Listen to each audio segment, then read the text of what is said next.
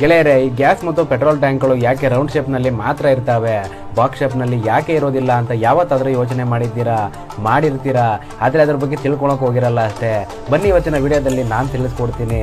Friends, ಈ gas ಮತ್ತು petrol ಮತ್ತು ಡೀಸೆಲ್ ಇಂಥವರಲ್ಲಿ ತುಂಬಾನೇ ಒತ್ತಡ ಇರುತ್ತೆ. ಸೊ ಇವನ್ನ ಟ್ರಾನ್ಸ್ಪೋರ್ಟೇಷನ್ ಮಾಡಬೇಕಾದ್ರೆ ಟ್ಯಾಂಕ್ನ ಒಳಗಡೆ ಹೆಚ್ಚಿನದಾದಂತಹ ಪ್ರೆಷರ್ ಬಿಲ್ಡ್ ಆಗುತ್ತೆ.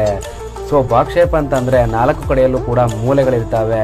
ಸೊ ಬಾಕ್ಸ್ ಶೇಪ್ ಟ್ಯಾಂಕ್ಗಳಲ್ಲಿ ಇವುಗಳನ್ನು ತುಂಬಿಸಿ ಟ್ರಾನ್ಸ್ಪೋರ್ಟೇಷನ್ ಮಾಡಿದ್ರೆ ಟ್ಯಾಂಕ್ನ 4 ಮೂಲೆಗಳಲ್ಲೂ ಕೂಡ ಹೆಚ್ಚಿನದಾದಂತಹ ಪ್ರೆಷರ್ ಬಿಲ್ಡ್ ಆಗುತ್ತೆ. ಸೊ ಅವಾಗ ಲೀಕ್ ಆಗುವ ಚಾನ್ಸಸ್ ಇರುತ್ತೆ. ಸೊ ಅದಕ್ಕಾಗಿನೇ ಇವುಗಳನ್ನ ರೌಂಡ್ ಶೇಪ್ ಟ್ಯಾಂಕ್ಗಳಲ್ಲಿ ತುಂಬಿಸಿ ಟ್ರಾನ್ಸ್ಪೋರ್ಟೇಷನ್ ಮಾಡ್ತಾರೆ. ಯಾಕಂದ್ರೆ ರೌಂಡ್ ಶೇಪ್ ಟ್ಯಾಂಕ್ಗಳಲ್ಲಿ ಯಾವುದೇ ರೀತಿ ಮೂಲೆಗಳಿರೋದಿಲ್ಲ, ಫುಲ್ಲು ರೌಂಡ್ ಆಗಿ ಇರುತ್ತೆ. ಸೊ ಅದಕ್ಕಾಗಿ ಯಾವುದೇ ರೀತಿ ಪ್ರೆಷರ್ ಬಿಲ್ಡ್ ಆಗೋದಿಲ್ಲ, ಆಗ ಲೀಕ್ ಆಗುವ ಚಾನ್ಸಸ್ ಕೂಡ ಕಡಿಮೆ ಇರುತ್ತೆ. ಅದಕ್ಕಾಗಿನೇ ರೌಂಡ್ ಶೇಪ್ ಟ್ಯಾಂಕ್ಗಳನ್ನು ಬಳಸುತ್ತಾರೆ. ವಿಡಿಯೋ ಇಷ್ಟ ಆಗಿದ್ರೆ ಲೈಕ್ ಮಾಡಿ, ಹಾಗೆ ಶೇರ್ ಮಾಡಿ. ಮತ್ತೆ ಇದೇ ರೀತಿಯಿಂದ ಇಂಟ್ರೆಸ್ಟಿಂಗ್ ವಿಡಿಯೋಗಳಿಗಾಗಿ DS ಕ್ರಿಯೇಷನ್ಸ್ ಕನ್ನಡವನ್ನು ಫಾಲೋ ಮಾಡಿ.